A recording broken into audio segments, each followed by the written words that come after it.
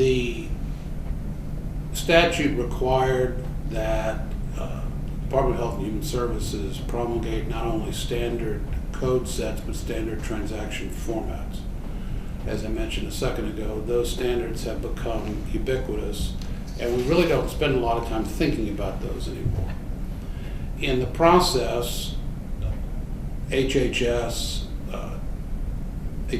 took up its obligation, its statutory obligation to regulate privacy and security. That started actually in the very last days of the Clinton administration in 2000, December 28 to be exact, when the Clinton administration and the Department of Health and Human Services and its designated agency, the Office of Civil Rights, published the original HIPAA regulations.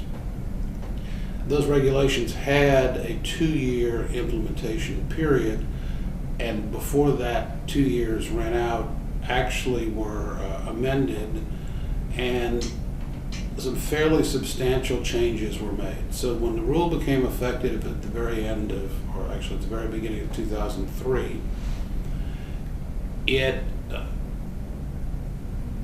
what was enacted is essentially what we have today.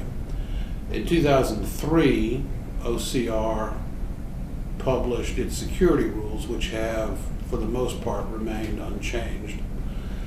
After that, we had an enforcement rule in 2006, we had a breach notification rule in 2009, and at the end of 2009, as a result of changes required by the High-Tech Act, we had additional interim final rules on enforcement.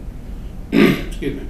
And then finally, in 2013, we had really the first major amendment to the rule in a number of years, which has become known as the Omnibus HIPAA rule.